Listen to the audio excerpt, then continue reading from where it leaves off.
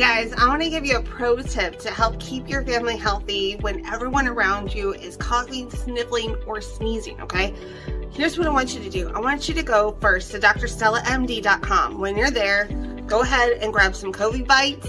Also, get your Ivermectin. Set up your telemed appointment and get your Ivermectin. I'm going to give you a promo code to help you save some money, and use promo code AmberMay, one word, and that will help you save money. Now, here's your pro tip for you. You can use this on your entire family. The adult doses too. I've talked to a medical expert. They said cut it in half when you're dealing with children. So 1 tablet. What I do with my kids, because it's just too big of a pill for them, I get a blender. I put a pill in there. I fill it with water and like some flavoring, and then boom, I have them drink it before school. Pro tip. And what it has, and it's amazing. It has quercetin, vitamin D, vitamin C, zinc, all the therapeutics to help keep your body healthy and working at optimum health. Support your body's immune system when you use the COVID bites. They're amazing. So go to drstellamd.com, grab your COVID bites, get your Ivermectin, use promo code AmberMay, and save some money.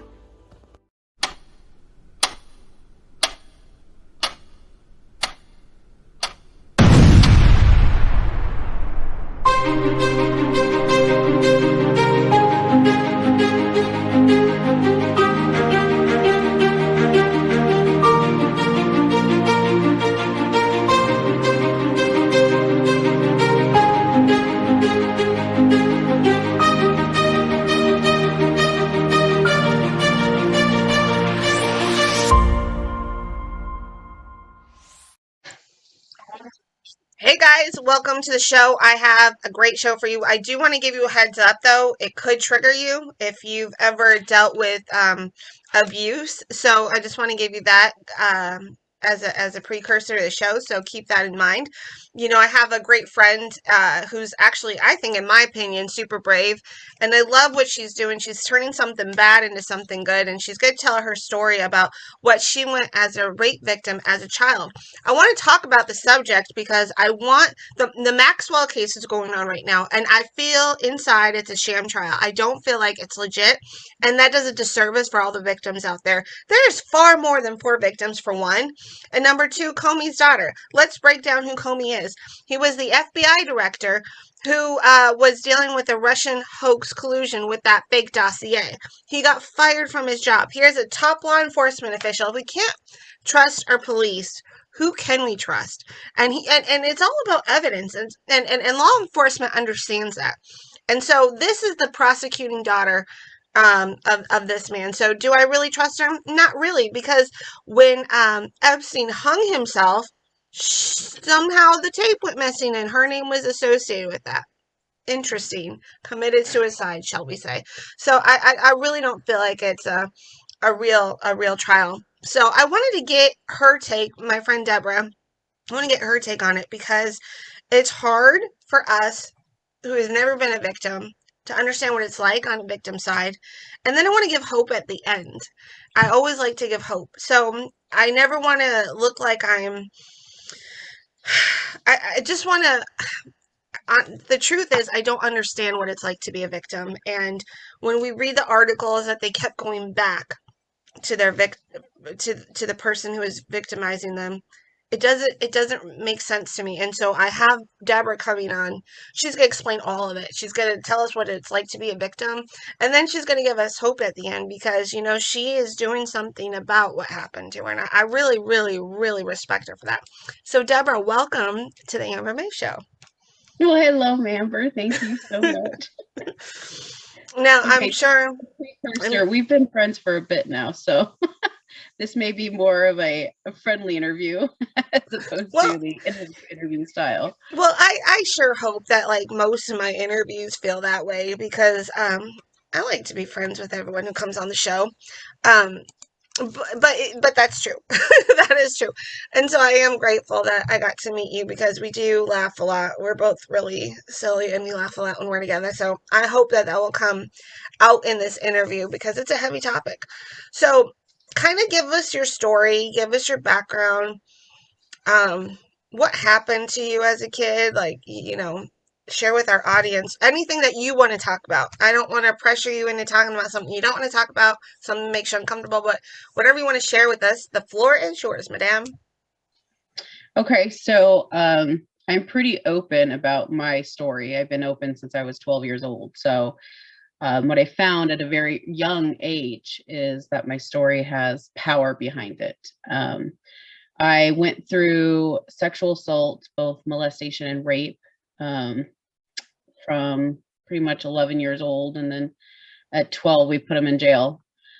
But it was multiple occasions that I was raped and molested by him. I witnessed him molest another girl, which was pretty much my catapult as well to, I think, speak up.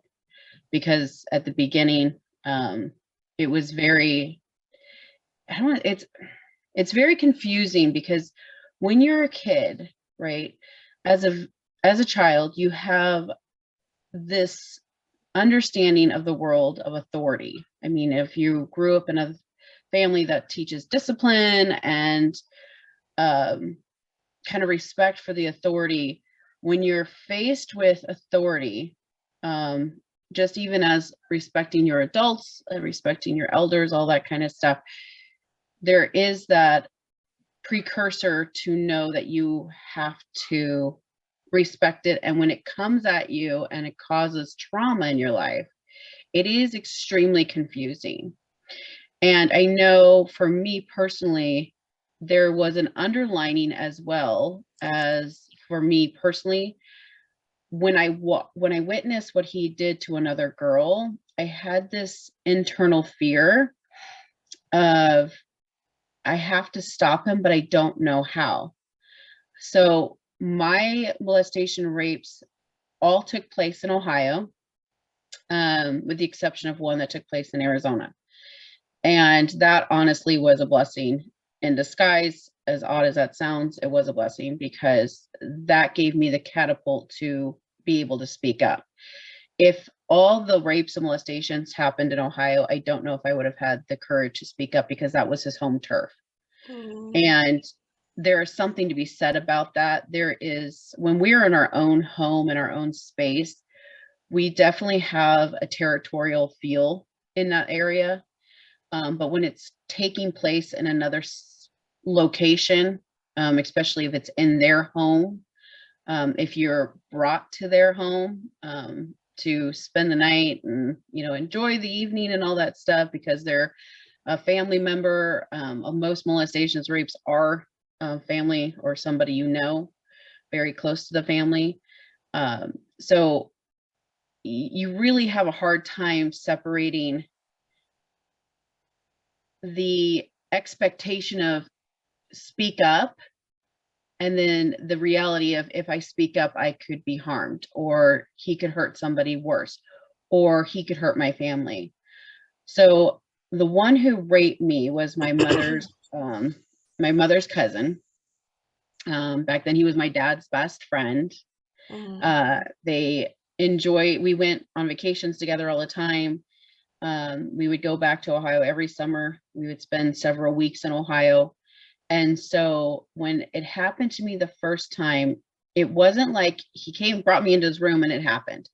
There was a grooming that took place, and it took place over a year and a half. And it was, what they tend to do is they get you to, obviously you're trusting them. Him being my second cousin or whatever, I already trusted him, obviously. But the grooming aspect of it is they do a lot of touching, and there's a lot of that's not sexualized necessarily. So with him, his go-to was to give massages or rub the back or tickle the back, depending on how you speak it. But he would tickle the back and rub the back, and that would just happen, and that would be it. And when he did that, how did you feel? Like, were you okay with it, or were you like weirded out by that? Right. Like, so how did you feel?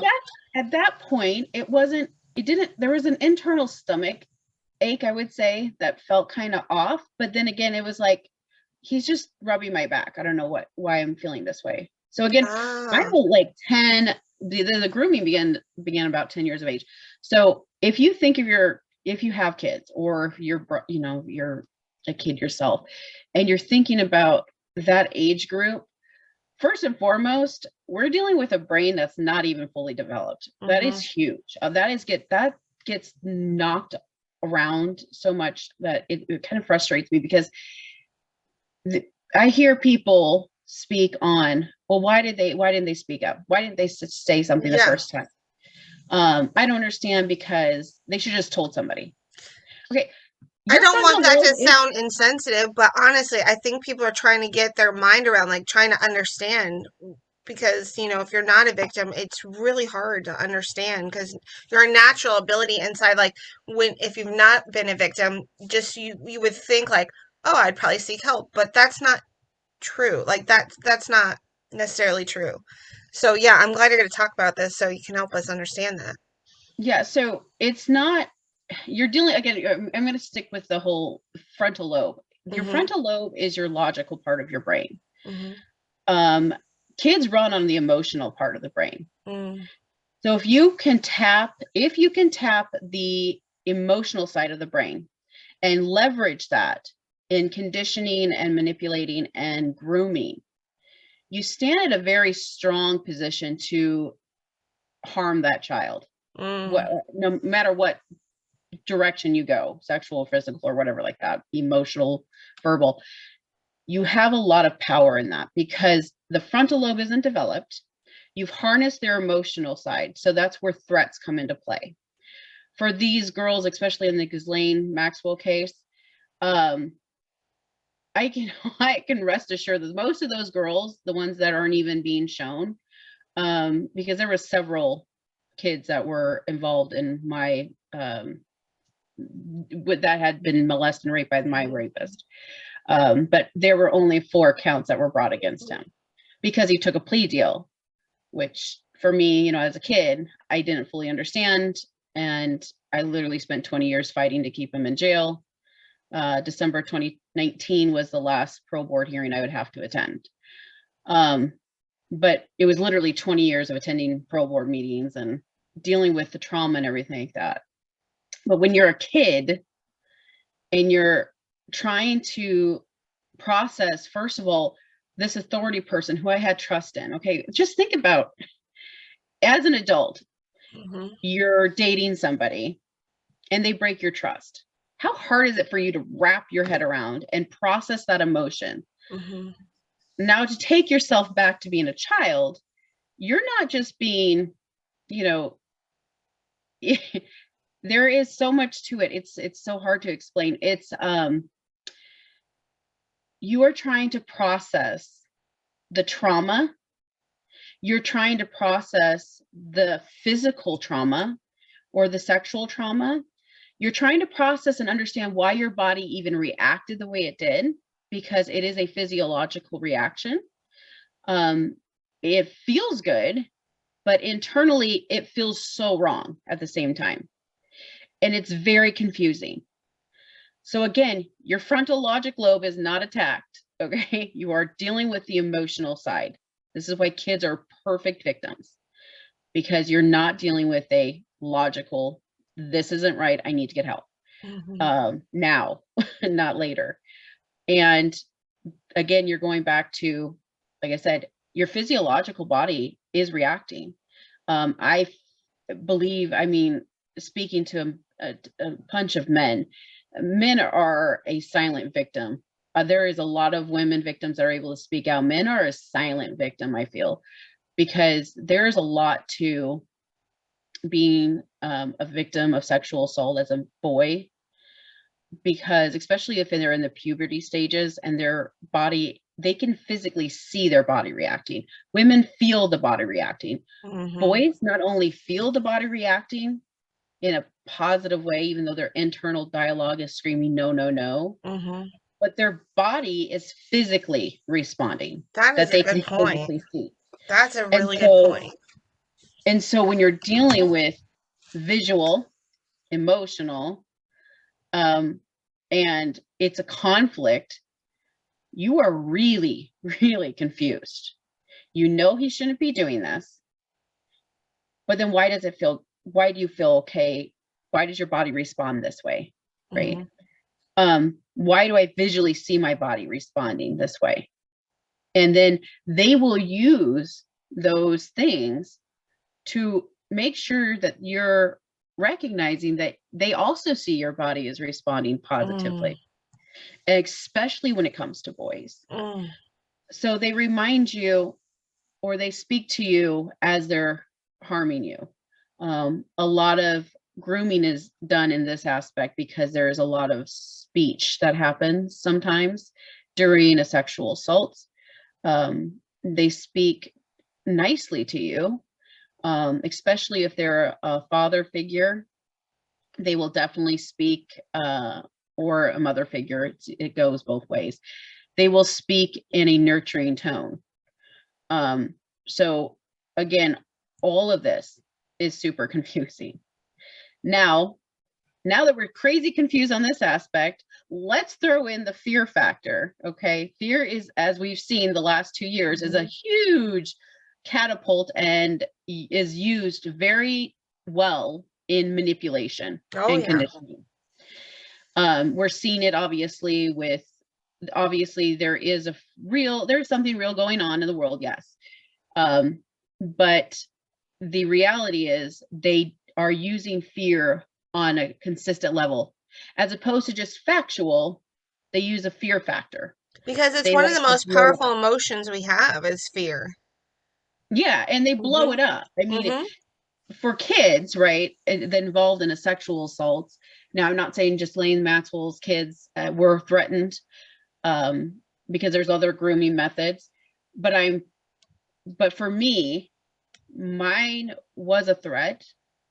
I don't want to say his name, but he was a cop and he had the authority, and he put us in the back of his cop car, and me and the other little girl. And he said, this is where little kids go who are caught lying go. And now what we were experiencing obviously wasn't a lie, but that doesn't mean that an adult will believe a child. Most adults like, okay, whatever. Yeah. Okay, whatever. They just brush kids off all the time. Kids are brushed off all the time. That's true. I mean, we do it with our own kids half the time when we don't even understand what they're saying. We're just like, oh, okay. Okay, I have no idea what you're talking about. Sure, yeah, absolutely. Of course. No idea what he just said. But no, we don't. Just kidding. Right? Yeah. No idea what you're talking about. But, yeah, I don't know what you're talking about. But kids have, like, when they're brushed off, when they're trying to report something, and it doesn't even have to be the sexual assault. So if they try to test the waters to report something and the mom's like, or the dad's like, it's not a big deal, whatever, it'll be fine, just forgive them or whatever, it's fine. Then when they're logically thinking, okay, well, this is little and my mom doesn't seem to matter, but it's big to me, like my brother, he hit me or whatever, but she's like, okay, it's whatever, it's just siblings, just ignore it. So now I'm supposed to take on this confusion full force. I am supposed to find a way to speak to an adult who may or may not believe me, because let's face it, this is an adult as well. He is a cop. So isn't that funny how I brought up a police officer in the Maxwell case because the dad was a cop, a FBI director, and also for falsifying evidence? I'm like, so no wonder why. Like you said, it goes back to authority. I mean, it's just, I'm sorry to interrupt, but it's just like, it upsets me that if we can't trust law enforcement, who can we trust? It just that upsets me. I'm going to make it very clear here, because I worked with the fire department for 10 years in the crisis response unit. I worked along fire, police, SWAT. I worked along everybody, bomb squad. Okay, I'm just gonna say his name. Rick wasn't a cop. Rick was a rapist in a cop's uniform. Yeah. Politicians that take advantage of children or rape children, pastors, popes, whatever, priests who take advantage of children, rape children. All of these people take an oath, okay? It is a verbal contract when you break a verbal contract, you are no longer labeled at that authority. Okay. So when Rick took his oath to be an officer, let me first say he started when he was 15 years old.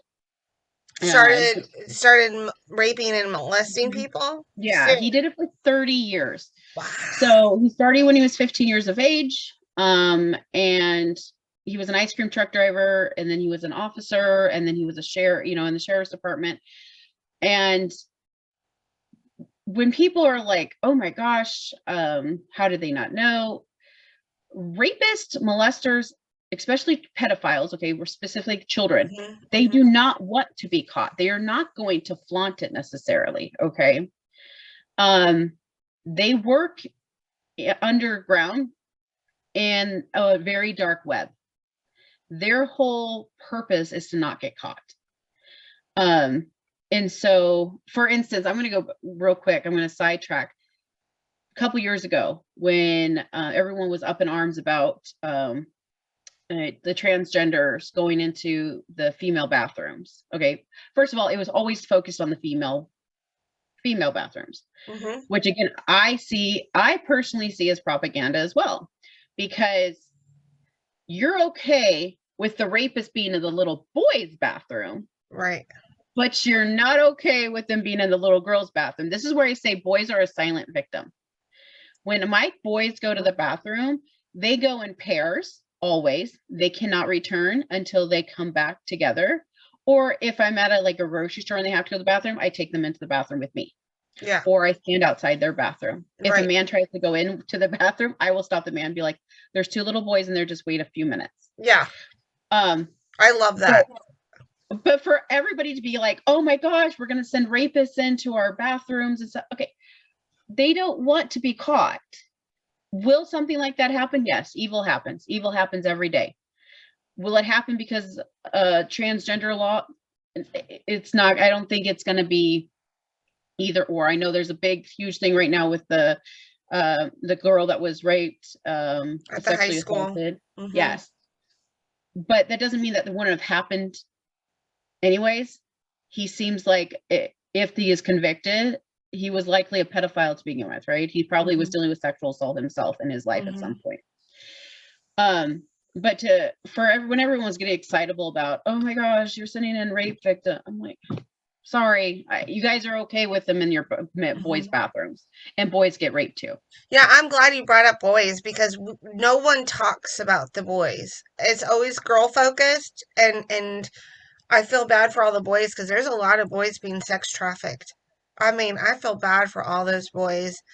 I really do, because one time on my show, I did interview a man who was sexually assaulted by his adopted mother for years, and his adopted father let it happen, wouldn't stop it, and it was cruel and unusual. And it's on my podcast. If you go to the ambermayshow.podbean.com, it's on there. And I'm a mom of a boy too, and I'm just as protective of my boy as I am my daughter, because I do know. And I'm glad you brought it up, because we don't talk about the boys enough, and it breaks my heart. You're right. They're a victim that no one talks about. Yeah. And I mean, it is, for me being the mother of 3 boys, I remember when somebody, it was when I was pregnant, I found out I was a boy. This one lady came up to me that had known me for a while, knew my history. Obviously, I'm very open about my story. And she said, aren't you grateful that you're having boys and you're not going to have to worry about them getting sexually assaulted? And that blew my mind. And I was like, I kind of put her in her place really quick, because growing up and going through counseling, group counseling, and being so open about my story, if I was out and about and I would meet a guy and I would talk, and then they would divulge for the first time in their life, they would divulge to me that they were sexually assaulted. And I think people, if they actually spoke to men and gave them the voice to speak, them finding out the amount of men in their families or in their friend network that have been sexually assaulted at some point in their life, I think they'd be very astonished, because again, it goes back to they are a silent victim and nobody really like opens up and lets them speak. There's a lot of conditioning involved. There's a lot of grooming. I mean, like I was telling you, I understand why these girls went back. Like, I get it. I went back to my rapist or molester. It's not that I'm seeking him. It is that I'm afraid that he will seek me and put somebody else in harm.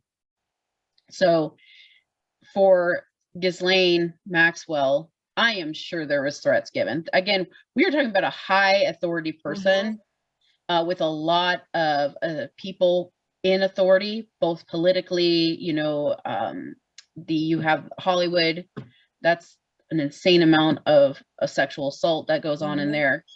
We've had several actors and actresses speak out about it. And again, they get shut down, they get pushed out, which is just ridiculous. But he has a lot of pull, right? Epstein had a ton of pull.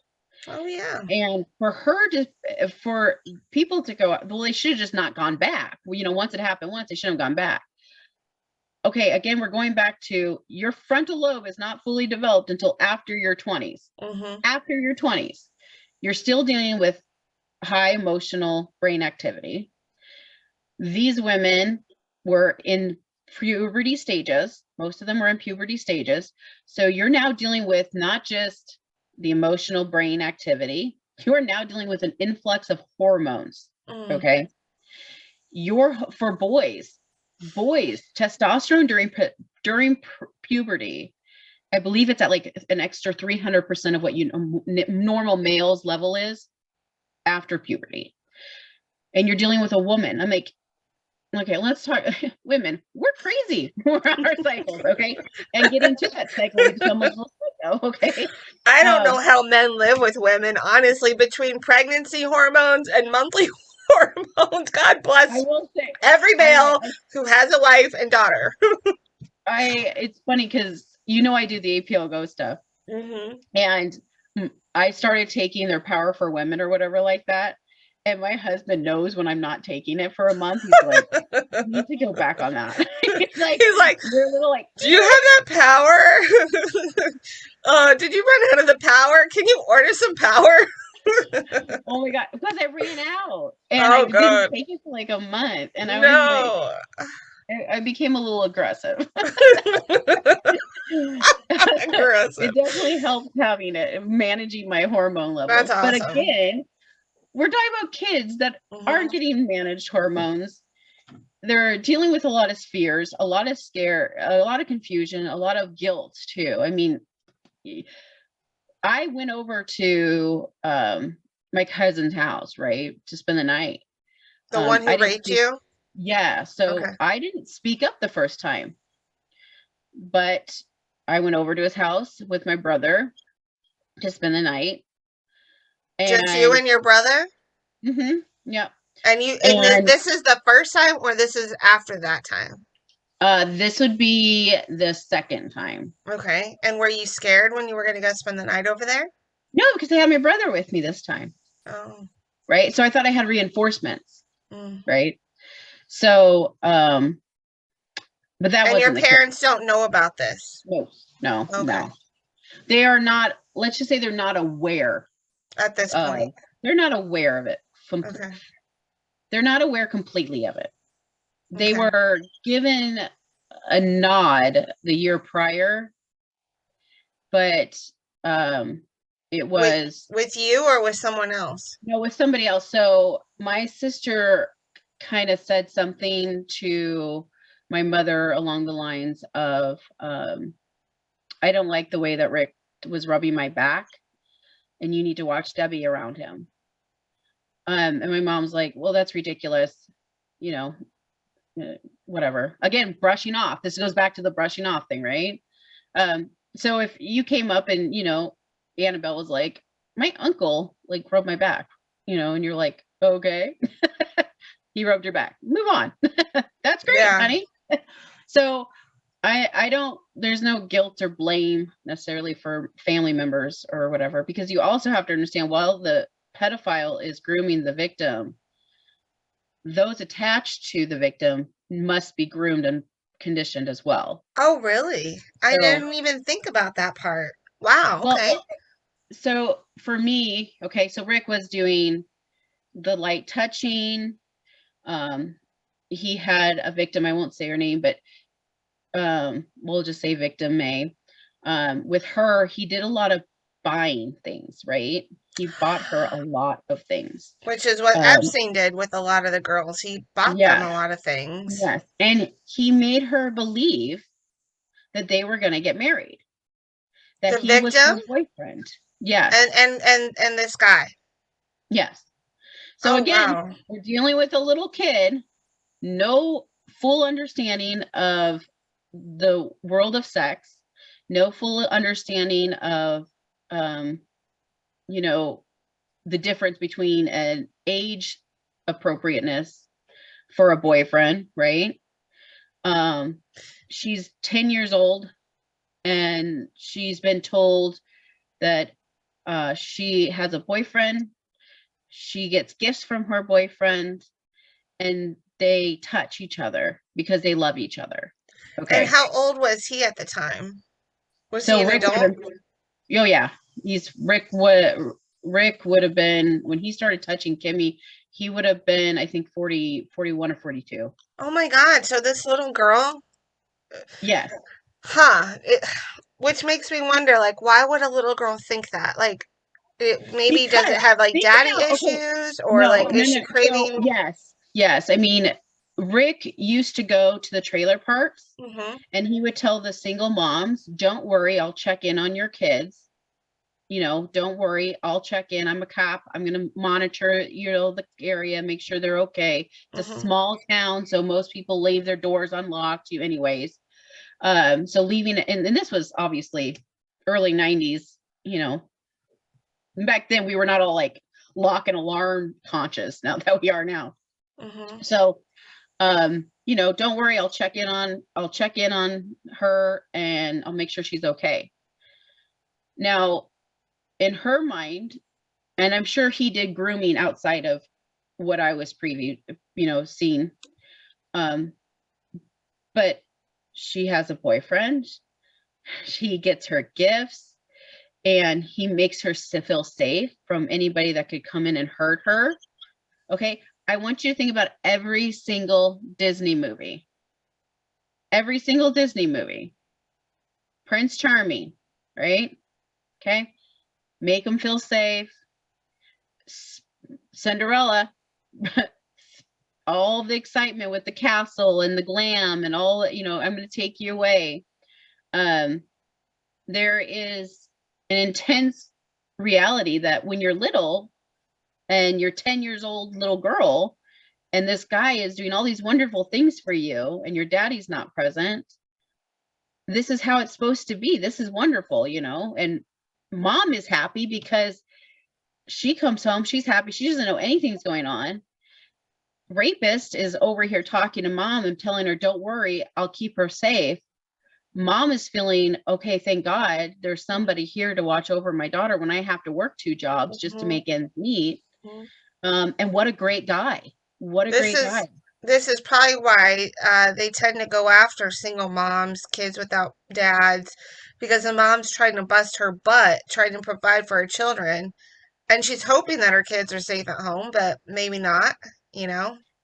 Well, I and think, what the irony is, in Rick's deposition and everything that he wrote down, it is very intriguing to me. This is because when I read it when I was 19 and I had to read it again when just in 2019 because I was just a complete mess.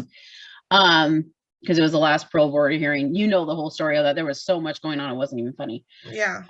But when I read his deposition, read what he had spoke about, every victim that he talks about, it's very nurturing.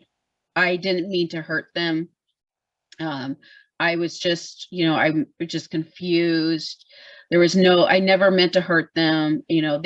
I did it while they were sleeping so they wouldn't know, which is a complete lie because victim A was not asleep when he was doing it. She was fully believing that she was going to get married. But nonetheless, But when he spoke about me, it was full on hate. Mind you, I am the first victim that came forward after 30 years and brought it to PD. Okay. The reason why I was able to do that, because he crossed state lines and he came into Arizona, he came into my territory. And that is when the rape became very scary for me, because my brother was in the house, my parents were gone, and he came into my room and crawled over me and raped me. And when he got himself off, he went into the bathroom to clean himself up. When I came out, I ran into my mom and dad's room, and I laid next to my brother because my brother was in their bed. He had gotten up and gone into their bed. And I remember waking up and saying, hey, Rick just touched me. And he was dead asleep. Obviously. Oh, okay. He fell back to sleep. And I remember looking up at the telephone, and all I kept thinking in my head was, all I have to do is dial 911. All I have to do is dial 911. I mean, I said that to myself over and over and over and over again, until I said it so many times that I stressed my brain out and I passed out.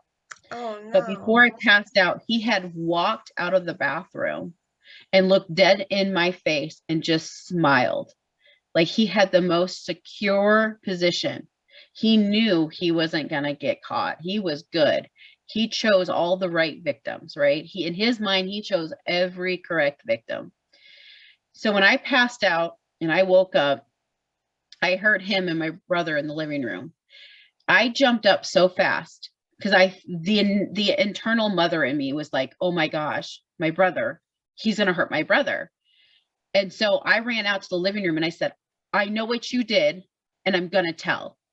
And I pointed at him, and I was so confident in my speech. I was like, this is my place. This is where I live. You're not going to hurt me.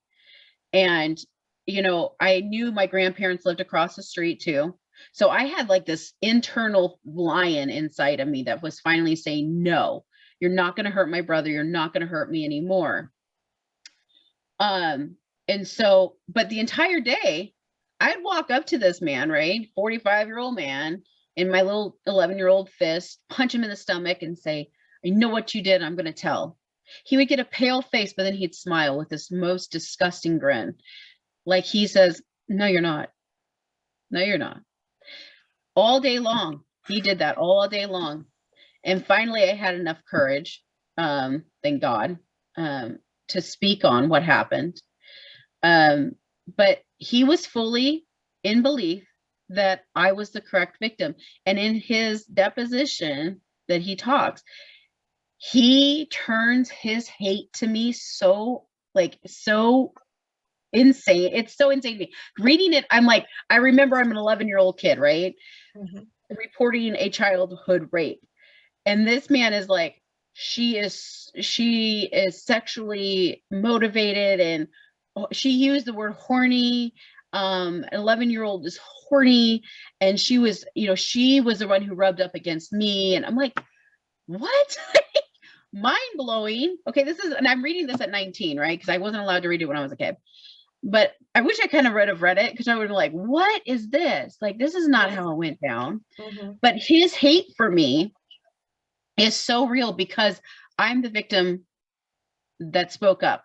I was the wrong victim.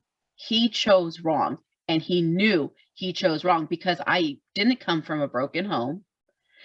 And while he had abused people in my family in the past, many of them were too young. I mean, just too young to recognize what was going on. He did very young. I mean, we're talking about 3 and 5-year-olds. So it was 3 and 5-year-olds. That's disgusting. Ugh. They're still babies. I mean, gosh, that's gross. But they choose their victims, right? Ghislaine Maxwell went out and chose the victims. She's looking for somebody who doesn't have necessarily a father figure in their family, or their family may have a father figure, but it's very chaotic. It's very broken. And let's say mom and dad, or let's say the mom and dad are together, but their marriage isn't maybe the greatest, or they're working all the time. They never have time to go out. So she goes up to the victims and is, the victim's families like, you know what? God is blessing you. They'll use religion too. God is blessing you because I can take her off your hands, so you guys can go take a break, or go on a date night. And their parents, they have been groomed. It's not a first time thing. It's not that they're going to come in and be like, oh, okay. It's very much spending some time with the family, getting them to recognize, oh, I have all this power. I can make your daughter famous. Fame is a huge thing that they use. Yeah, that's true. I remember one of the people associated with Epstein and Maxwell had a modeling agency, but if you look at the models, they look just like they look sad, upset. They didn't have any glamour on them. They didn't look like models. So it makes me think, I don't know, they were trying to cover up something. I don't know. It was very fishy. It was very fishy, but I just remember reading an article where they where one of the people associated with them had quote unquote a modeling agency. It just looked fishy. It just didn't look like a modeling agency. I don't know. Right. Well, and then you remember he is in power. He has a lot of connections. You see all the photos on the, on the tabloids. You see him, back then we didn't really have Facebook and all that stuff. But we have the tabloids, we have, the elite taking photos. That she has her, I'm sure she has pictures that she shows. She has her portfolio book. I'm sure she has a portfolio book that she shows all the amazing photos of all these amazing models that are making it, and I can make the same thing happen for your daughter, and it's going to be great. And you know what? We're going to be flying to some amazing country. And as a mom, you're thinking, oh my gosh, this was wonderful. I never got to do this when I was a kid. I want the most for my kids, right?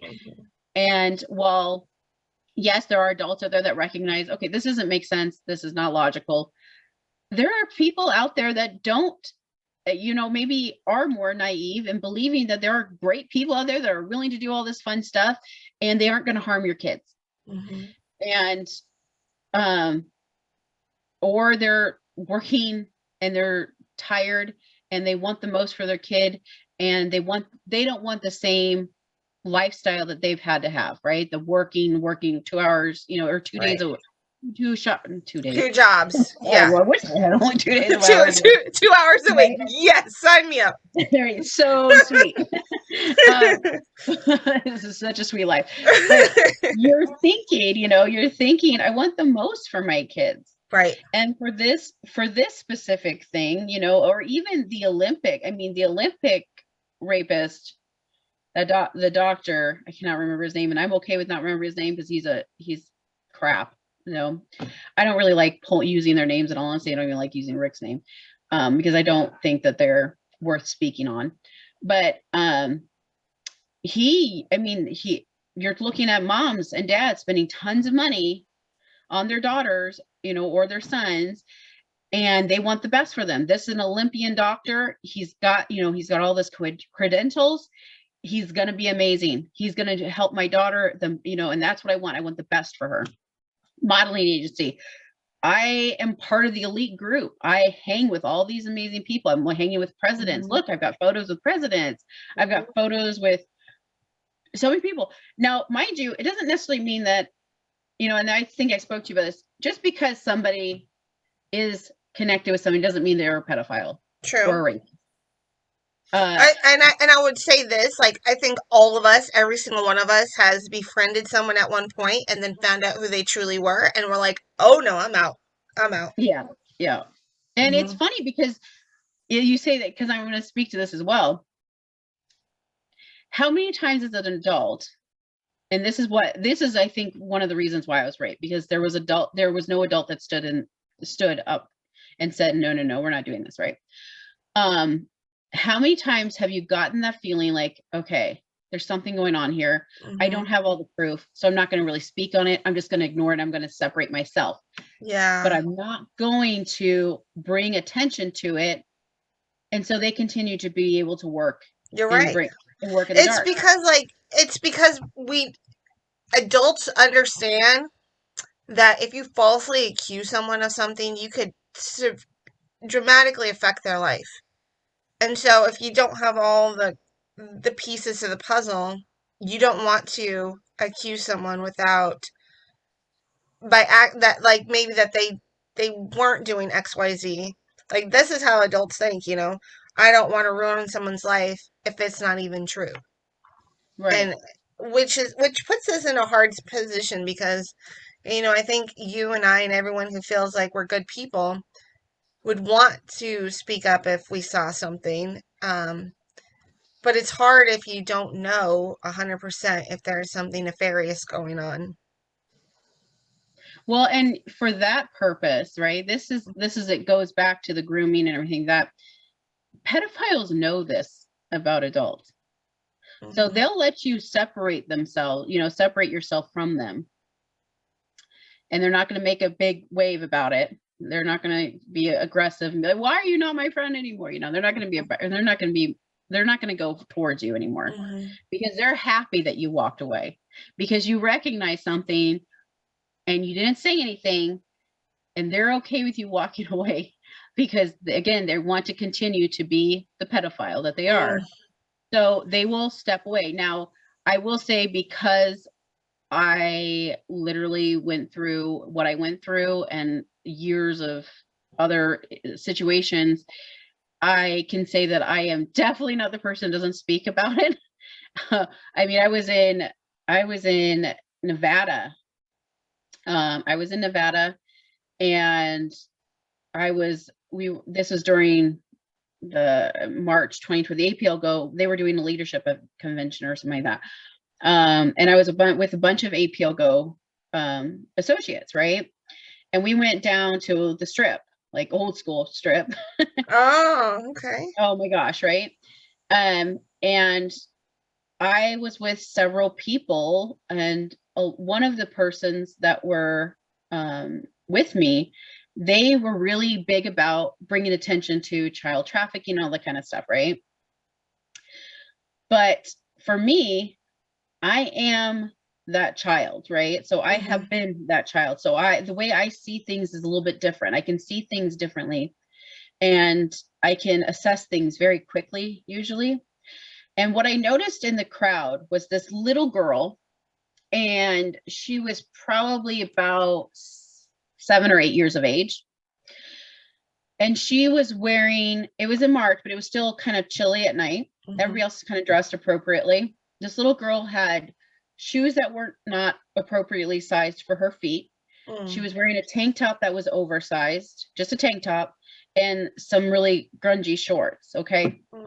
The person that was with her, though, designer shoes, designer clothes, designer watch. He had a boy with him as well. The boy was probably about 15 to 16 years of age, dressed designer clothes, everything, right? So right away, my brain I go back to Sesame Street and like, what doesn't belong here, right? Mm-hmm. This doesn't belong. This little girl definitely does not belong in this situation. And I have problems. I have no fear sometimes. I literally walk over to this man, get down at her level, and I said, "Are you okay?" And she had this face, and the man had her by the wrist, and he said, "She's fine." And I said, "She just looks so cold." Now I'm playing dumb, right? Mm-hmm. So I'm like, "Oh, she just looks so cold.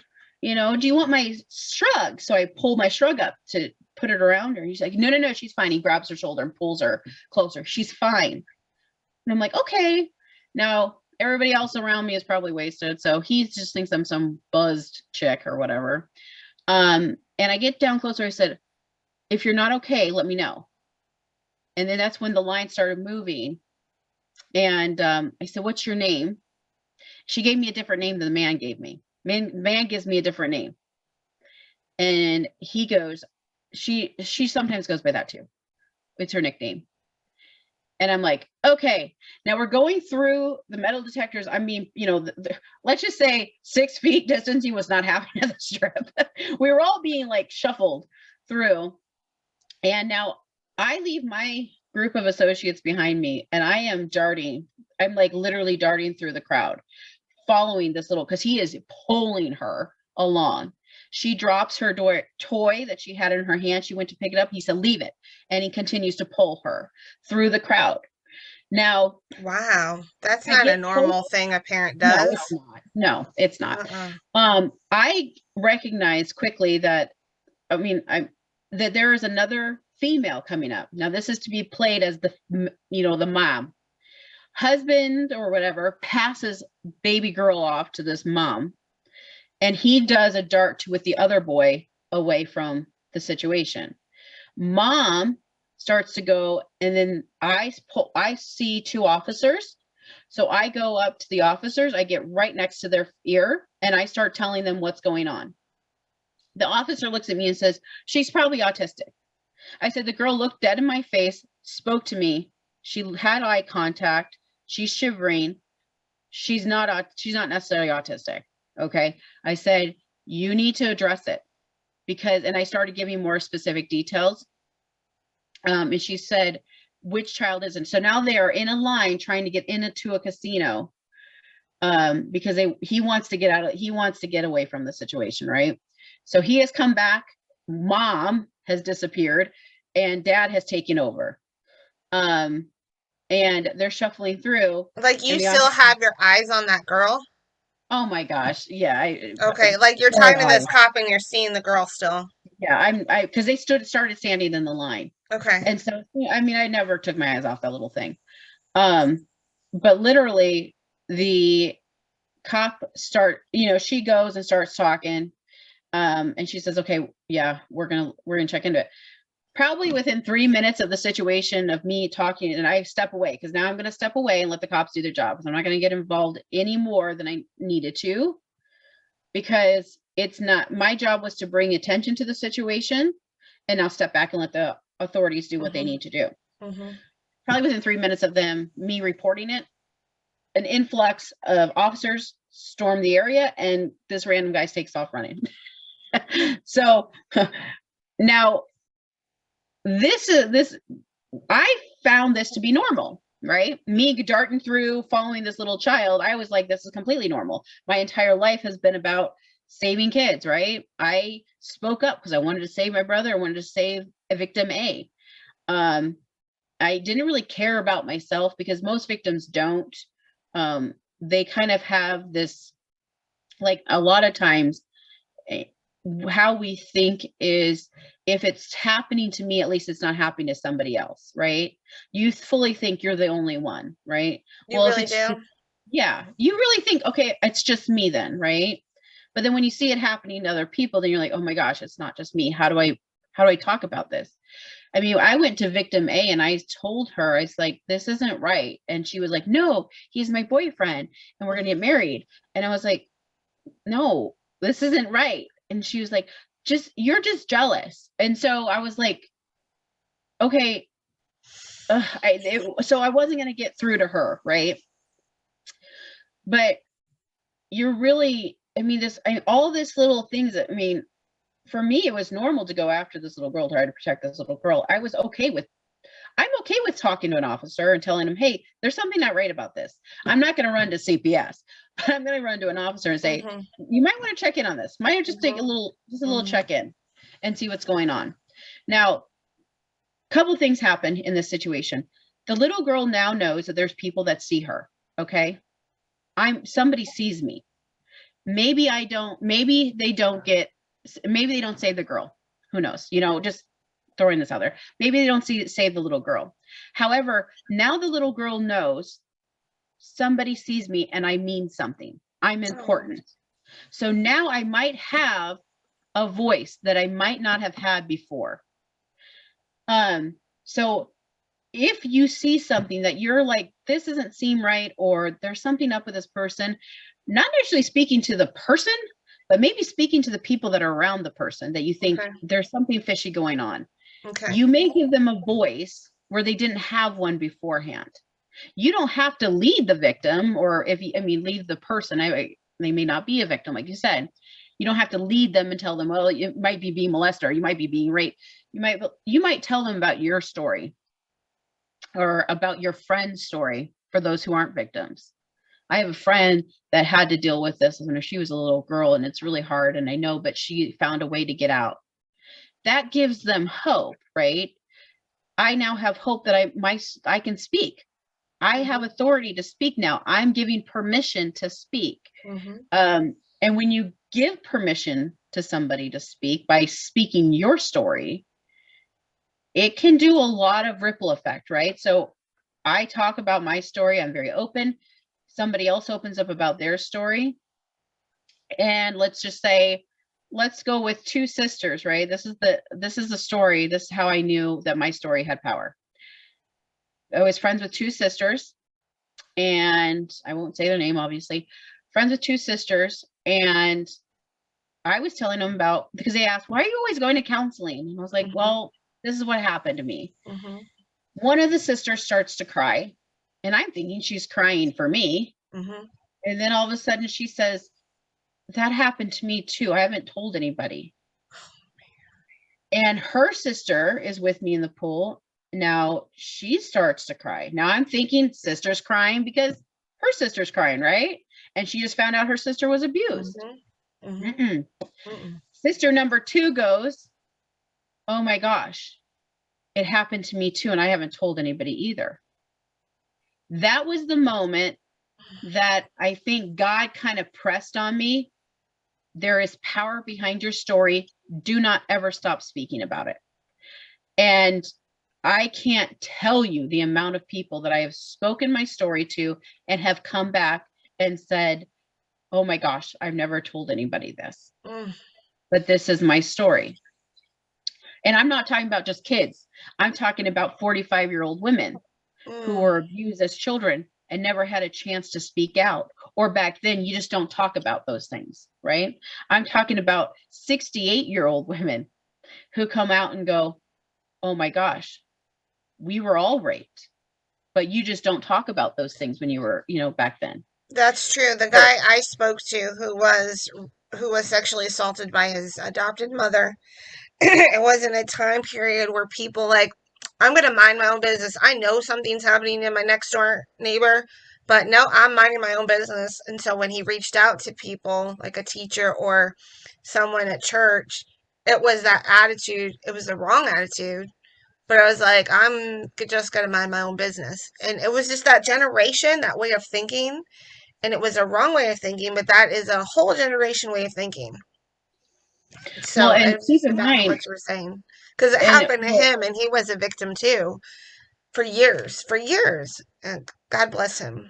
most victims of pedophilia that are family members or neighbors, best friends of the parents or whatever like that, they almost always have years of the sexual assault. Um, they aren't like blitz attacks, where there's a random stranger who rapes you and then moves on, because those ones I consider blitz attacks, because literally they don't want to groom, they don't want to waste their time. They could care less. In all honesty, they could care less if they get caught, because if you're going to rape somebody who's a stranger, most strangers, most raped women who have the blitz attacks will speak up about it. They'll talk about it to their family or to a best friend or whatever. Like, they'll speak about it. But if you spend your time with the pedophile who is grooming you, who is conditioning you and manipulating you, who is putting fear into you, who is manipulating, conditioning, and grooming the family as well, those don't tend to speak out about it. And I mean, for me, when I spoke out about what happened to me, it was very much God was involved in it, because I went to the bathroom. We went to a restaurant that night, right? So this is the same day that the last time I was raped. So you're 11 years old. And we go to Okay. a restaurant, and normally this restaurant is packed full of people. And we went, and it was just my parents, my brother, Rick, and me. And we went to this restaurant, and there's hardly anybody in there. Now, mind you, again, hardly anybody in there. There's only 5 of us. And we end up getting seated at a table for like 12 people. I sat on one end and Rick sat on the other end across from me, like literally fate, like we were staring each other down across from me. My mom sat next to me on my right hand side. There was an empty chair. Then my dad, my brother was off to the left. I remember ordering a salad with ranch. All I wanted was a salad with ranch. And I got up and I said, I have to go to the bathroom because my stomach was just turning the whole time. Because I knew I wanted to say something, but he's a cop. He still carries his weapon. And I kept thinking, okay, well, how do I do this? How do I talk? How do I say something? And I sit down, like I go into the bathroom, I sit down on the stall. My mom comes in behind me, goes to the stall next to me, and she sits down. And in my head, I say the words, I can't do this on my own. I need you to have her ask me. So I'm talking to God and I'm like, I need you to have her ask me. All of that was said in my head. As soon as I finished the words, I need you to have her ask me. My mom next to me in the stall says, Debbie, has Rick ever touched you? And I just said, yes. I said it so quickly because I knew if I thought about it, I wouldn't say anything. So I just said, yes. And I could hear her starting to cry in the stall next to me. I'm now like emotional, obviously. We get out of the stall and I tell her what happened. We go sit down, we finish dinner. Now, again, logically, you're thinking, go in full blaze, start beating this guy up. But again, you're speaking about conditioning. And I think maybe some shock. Yeah. Because as a grown-up, like, you're sitting in shock. Now what am I going to do with this? Like, I got this information. I'm sitting next to the pervert. I'm just trying to put my mind in your mom's shoes, because if one of my kids told me that, honestly, I think my first instinct would be shock. And how do I do this? How am I going to prosecute? Like these things will be going through my mind as I'm eating dinner. Like, I'm just trying to think, like, if that's probably what I would do. I don't know. I don't know. No, it most definitely is what you're going through. You're going through the reality of trauma. Okay, so here's the other factor is a lot of times victims are victims, of parents that have been sexually abused. Okay. I don't know if there's like the sixth sense, but there usually is about sexually assaulted people. So now she has to face the fact that her daughter's been molested or raped. Well, I was molested and raped, but she has to face the reality that her daughter's now been raped. And it's her favorite cousin. Like, they did everything together. We went on trips together. This is her favorite cousin. Now she's dealing with not only her daughter has been raped, but now I'm dealing with the reality that I just was taken myself. I may not have been physically raped by this guy, but more than one ways I've been raped by this guy as well. How do I talk about it? How do I address it? We finished dinner. It was dead silent. My dad knew something was up. Like, when you say that, do you mean like the conditioning, the grooming, but she wasn't necessarily raped, or she was? Like, well, I just want to clarify that. I won't speak about anybody else's experiences. Okay, but, I gotcha. I will say there is a lot that can be said about grooming a child of an already sexually assaulted adult. Okay, gotcha. Whether they've ever spoken about it or not. I think one of my favorite counselors, I got involved in a relationship with a guy, and I immediately thought he was going to be my everything.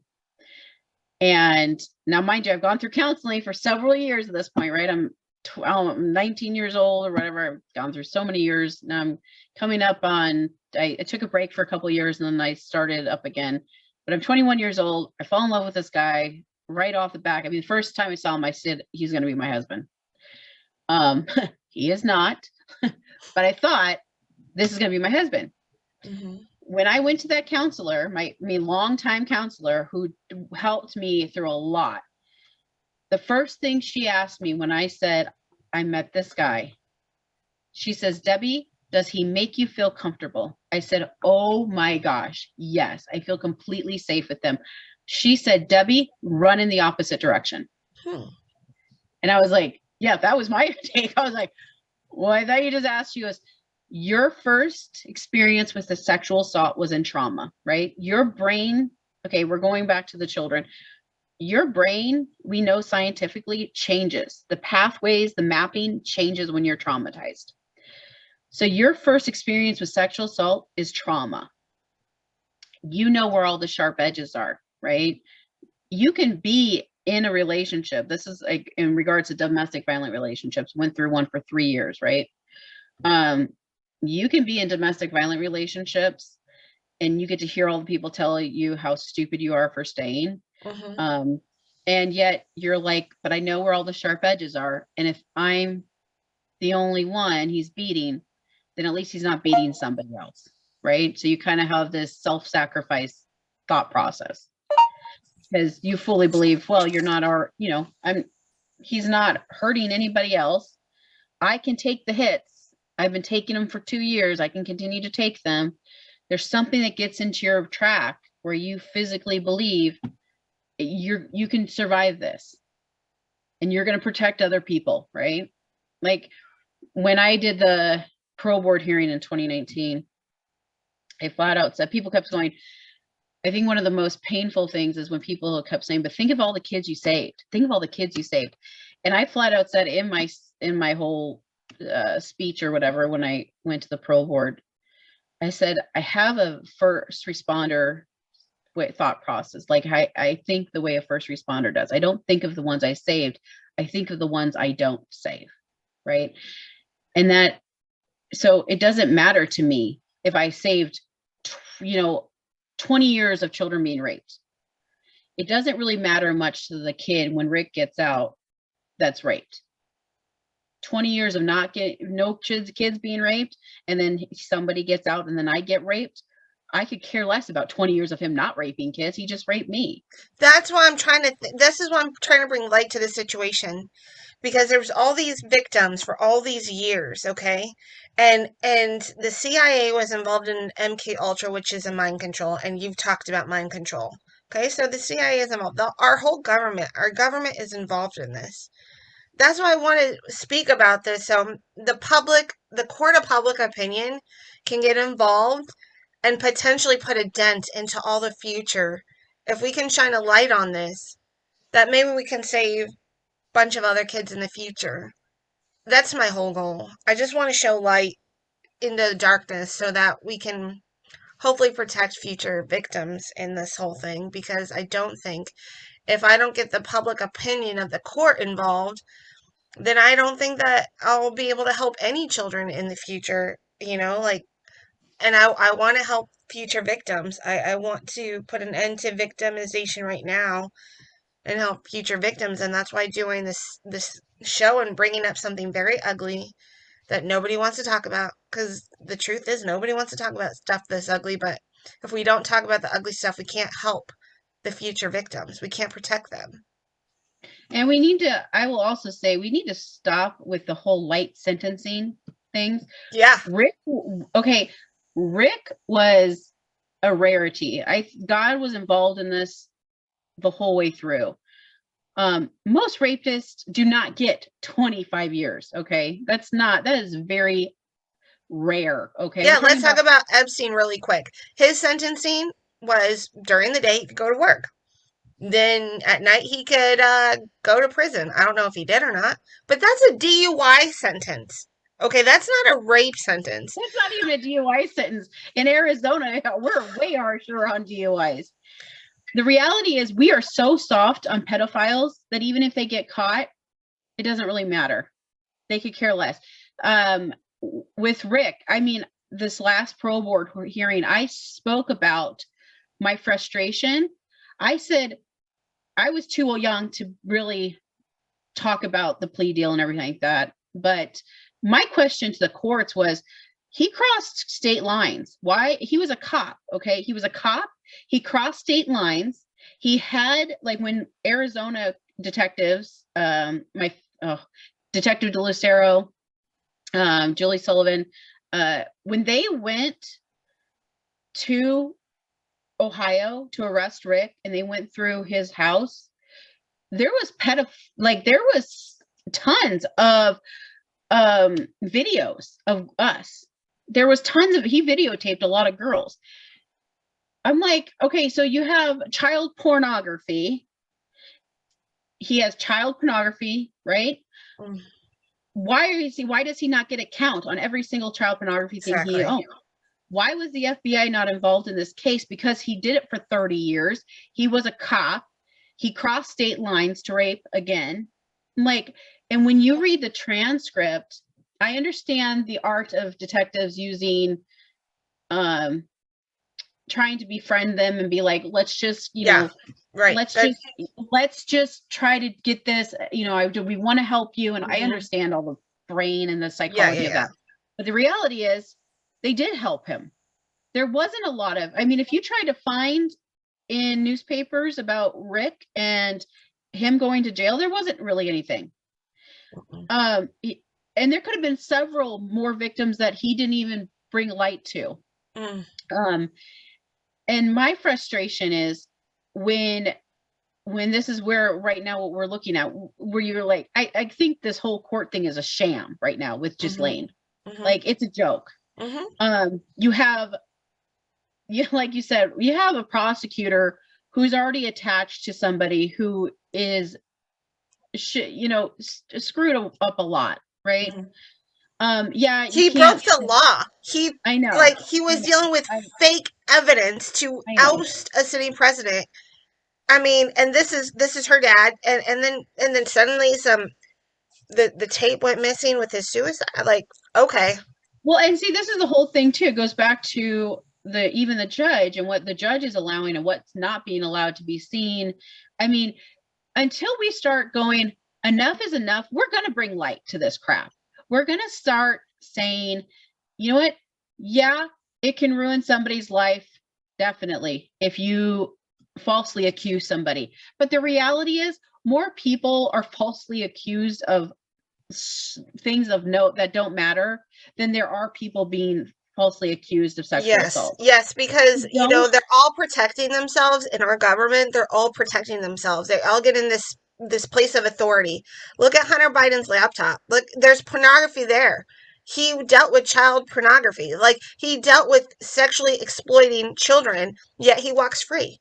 The sitting president's son, the guy who's occupying the White House, and he's super creepy. The guy who occupies the White House is super creepy with kids. Why aren't we investigating him? Why aren't we looking at the laptop? I mean, I will say, okay, being sexually assaulted, Biden has rubbed me the wrong way from day one, because I'm not looking at, oh, you know, I don't like his politics or like that. I am seeing the grooming that he does.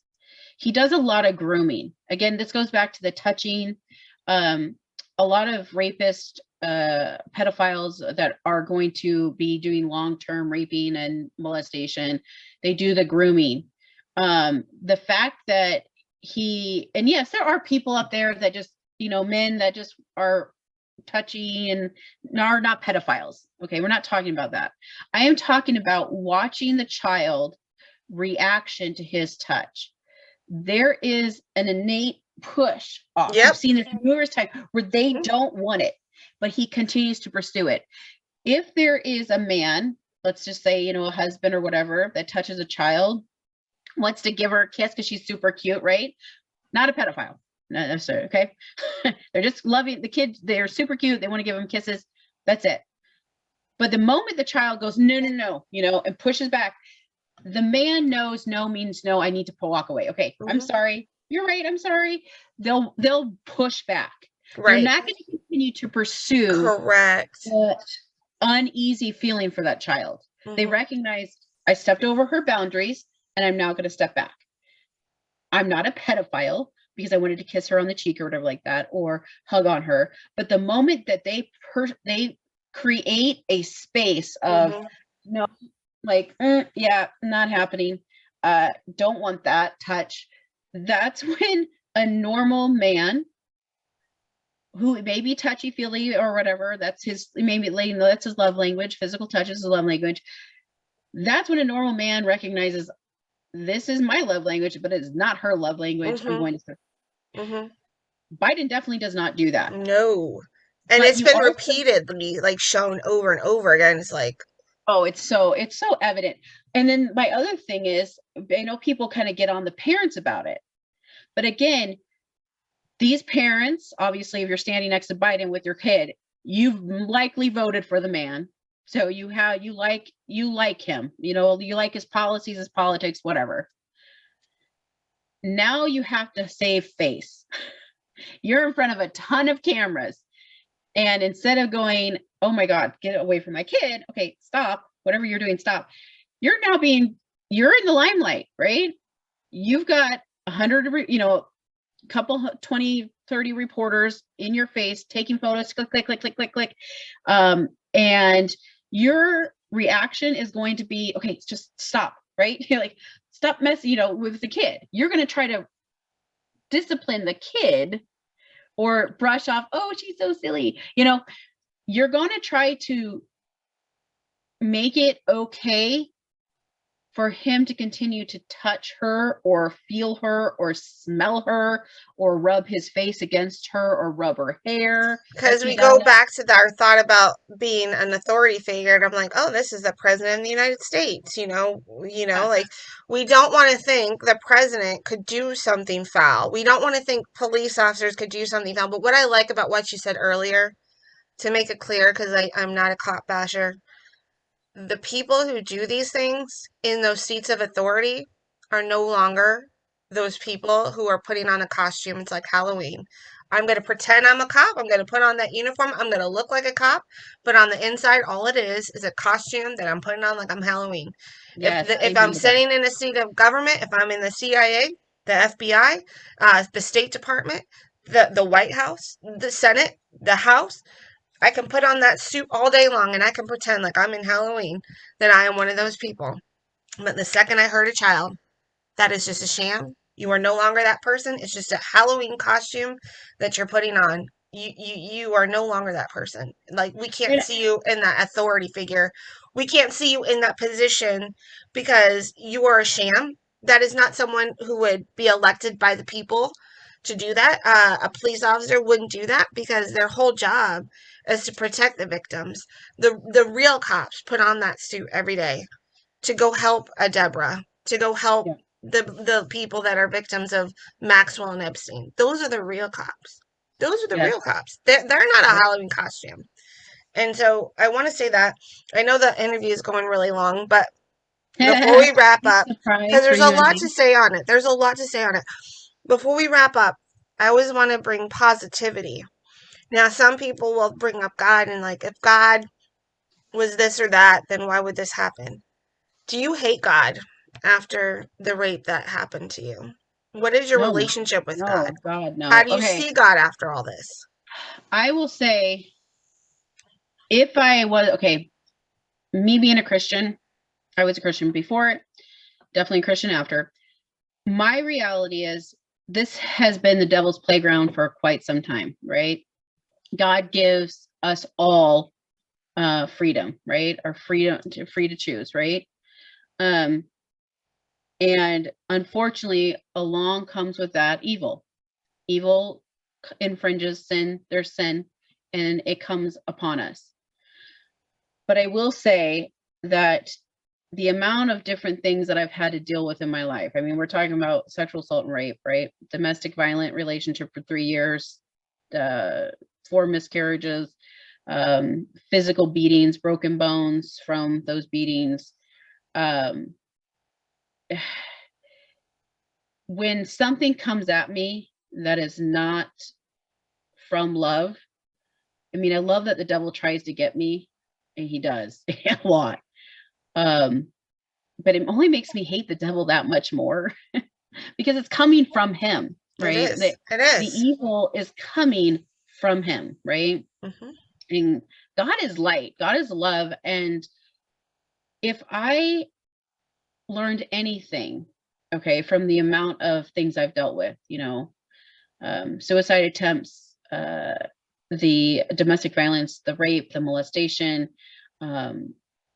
just this is all before I was 25 years of age. Okay. What I learned was I can step into any situation and stand in the gap when somebody is going through the worst day ever. I worked for 10 years with the Surprise Fire Department, with the crisis response unit. And I was able to bring light to even the people that I was around, because again, we go back to how you're like, I don't understand, I don't understand why these girls kept going back. When I would do, for instance, we were on a run, and I was just a writer at this time. I was freaking brand new. I was a writer, and one of the older volunteers, we were heading to a domestic violence call. One of the older volunteers said, I hate these calls. Those girls are so dumb. They should just stop, going back to these men. See, that's what I'm trying to say. Like, we don't understand because we're not the victim. Correct. And so this is great. This is so good. But this is where my understanding of you, like, I understand how you're thinking because you haven't been in my shoes. I understand that what he's saying, he's not trying to be mean. He is just ignorant in what I had to deal with, right? It's just ignorance, right? It's not necessarily he's a bad person and he deserves to fall off the face of the earth. He doesn't understand. So instead of me going and getting defensive about it, I go, well, you know what? I actually dealt with domestic violence for 3 years. I was in a domestic violent relationship for 3 years. His mind was blown because, mind you, I was doing rides and stuff like that because I was in the training process. So he'd already been on several rides with me. So for him to go, really? I mean, I remember him very soon. He goes, really? You were in a domestic violent relationship? I was like, yes, I was. And I was like, let me tell you what domestic violent people have to deal with, right? Boy or girl. I'm going to speak to domestic violence shelters real quick because I have 3 boys. If I wanted to leave my husband, right? My husband is not a beater, but like, if I wanted to leave my husband and I'm in a domestic violent relationship and I have boys, most domestic violence shelters will not take mothers with boys. The boys have to stay with the father. So the mom can go. Yeah, the mom can go. But now mom knows that the boys are home alone with dad. Okay. Yeah, that's not cool. Or even worse, again, we're talking about silent victims here, the boys. If a man wants to leave a woman, right, because she is aggressive and violent, and he refuses to bring his hands up against her, so she will beat him.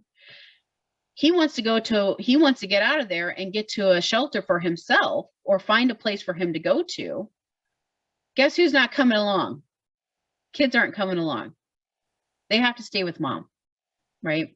So there is so much when it comes to domestic violence. Like, do you know what it feels like to wake up knowing that you're probably going to get your butt kicked that morning or later in the day at some point, but you're in a place where you feel like you can't get out of it. You feel stuck. You've been told a lie so many times that you believe it's the truth. If you're told a lie 7 times, you believe it's the truth. I mean, hello, look at the last 2 years. Yeah. Okay? Look at the millions of people who are believing in things that normally, if you were to stand on the outside looking in, go, this isn't even logical. This makes no sense. The whole COVID thing, it's been one message. It's been on the freeway, in the grocery store, on the news, in newspapers and magazines, one narrative for the last 2 years. And that is very powerful. So what you're saying is so true. Let's bring it down to reality. Most of our society right now has been brainwashed a little bit because the one message, the only message that's been allowed to be out there, has been everywhere you go, nonstop. Fear of the unknown, fear of your future. Most domestic violent victims are told you're not enough, you're not worthy, no one's going to love you, you're used up. And so fear of the future, right? No one's going to love me. Okay, well, I didn't have a boyfriend until my first boyfriend, who was the domestic violent person. And so he was true. I mean, I did want a boyfriend, but I was uneasy and I didn't know how to have one and all that kind of stuff. So, I mean, to be fair, he's being true. There was nobody before him. How do I know there's not going to be somebody there after him? Nobody showed up prior to him. So, or you get I think mine was when there would be a physical altercation in public. And the amount of men that would see it happen, and I'm talking about like people that were friends of ours, they definitely isolate you. They keep you with their friends. And so you learn to be friends with their friends. They separate you from family. They don't really hang out with the family, or if they do, they are a completely different person around that family member. They're usually very silly. They're very easygoing. They're, definitely not the personality that comes out when you're alone with them, right? And so your family is like, whatever. Maybe like I think when I finally said something to one of my family members, the first thing out of their mouth was, well, maybe you should shut up and maybe they won't hit you. So this is somebody, again, mind you, I'm the girl that turned a cop in and got him arrested and put him in jail or prison. And I've gone to every parole board hearing. Now I'm faced with and this is where labeling, I hate labeling, but this is where labeling comes into effect for me, because I am a victim. Debbie, you're a victim. Okay.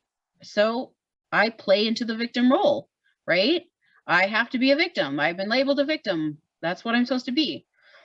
But then I become, you're a survivor. Okay, well, I don't want to survive my whole life. I don't want to spend my life surviving. I would like to thrive at some point.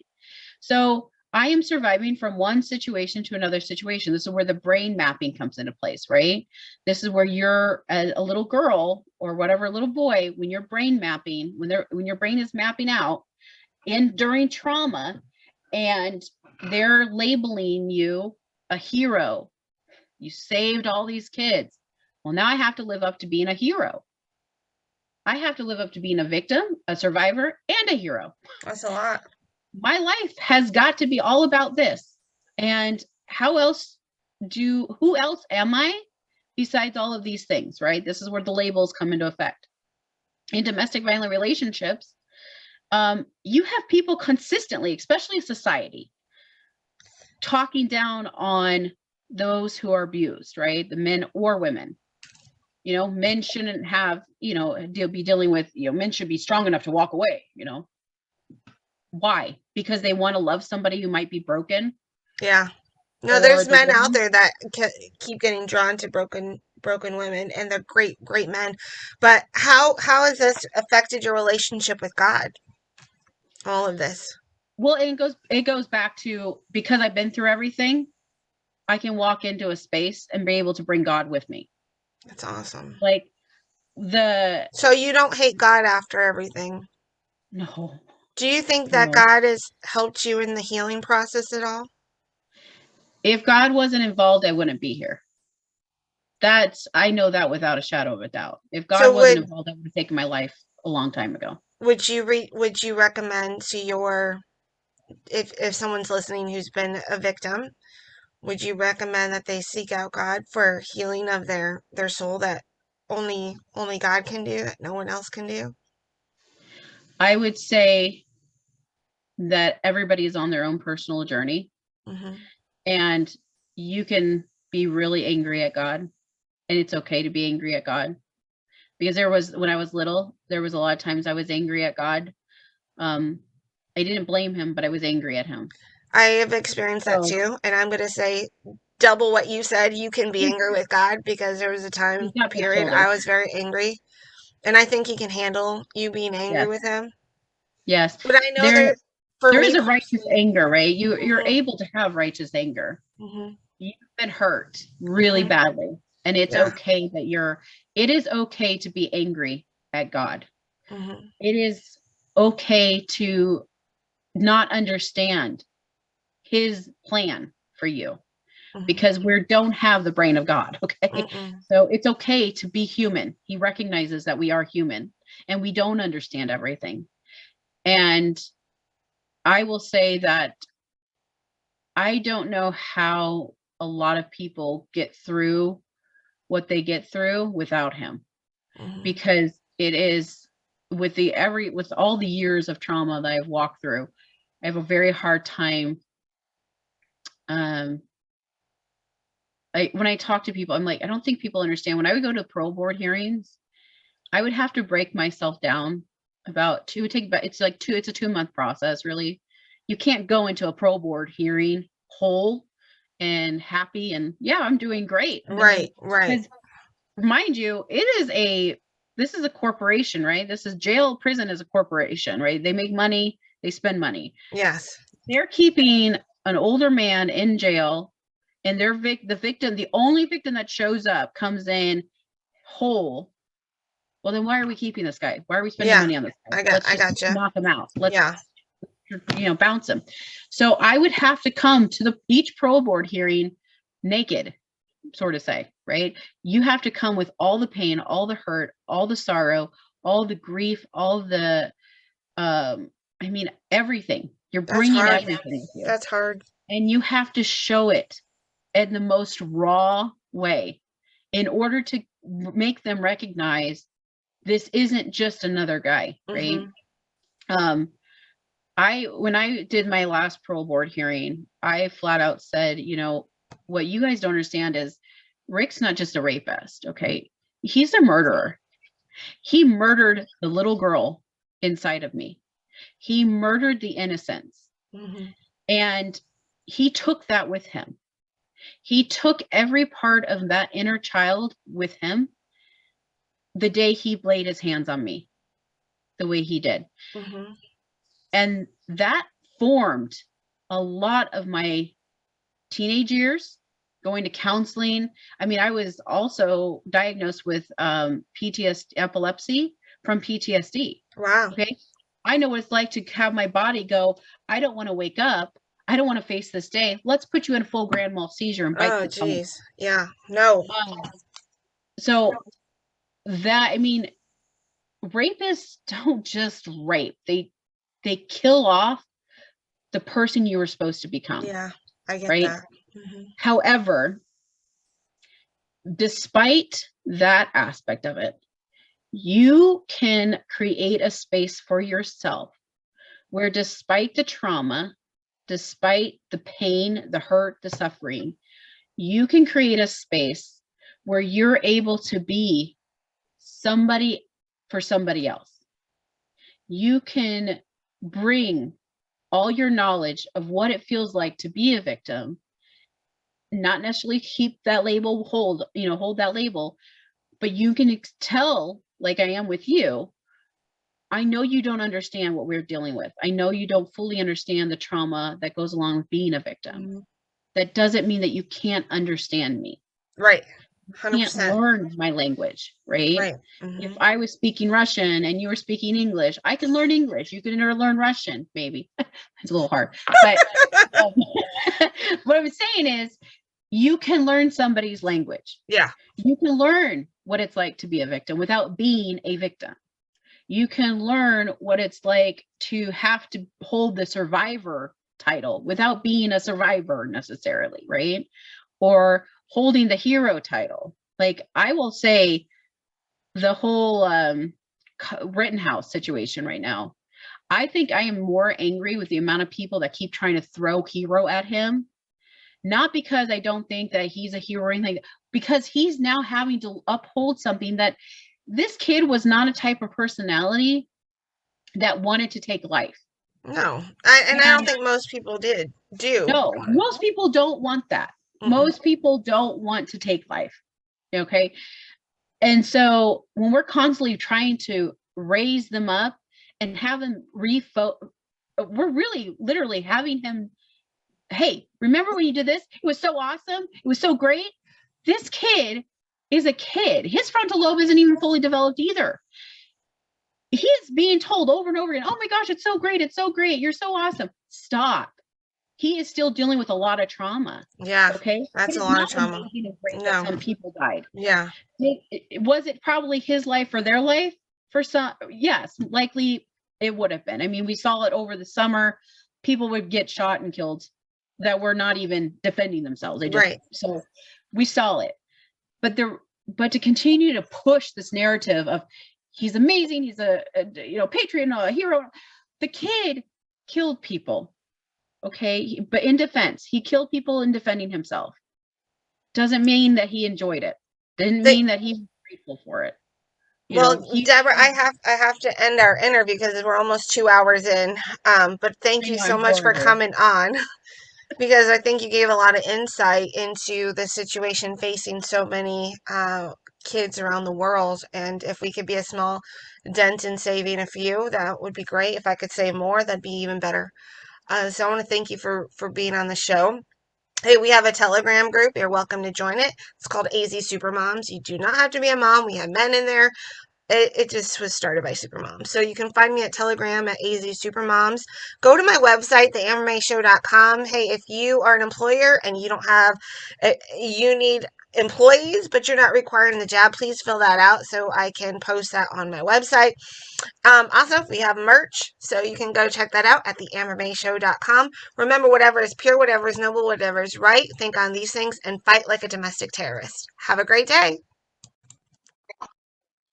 Once again, always check all the links in the description below. I have partnered with new businesses to help save you money, and in so doing, I also want to work with you. So, hey, if you would like a retirement plan where it's only growth and you can never lose money, hey, let's set up an appointment. Give me 15 minutes of your time, and I'll tell you how we can do it. And the cool thing about our program is if you get sick or injured, you could still be bringing money in without taxes or penalties. Sound too good to be true? It's not. So go ahead to theambermayshow.com and fill out the contact form. And if you need a job and not the jab, come work alongside me. I'd love to have you.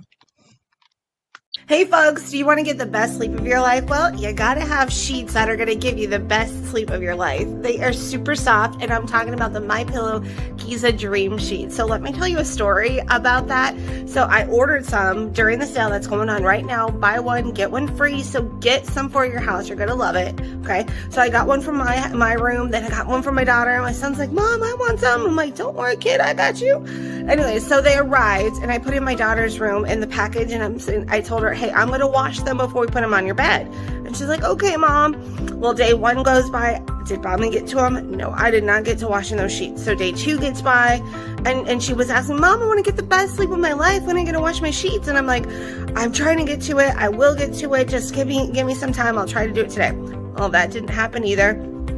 The next day, I go into her room, and sometime in the middle of the night, she opened the package, put it right on top of her bed. It was the cutest thing, right?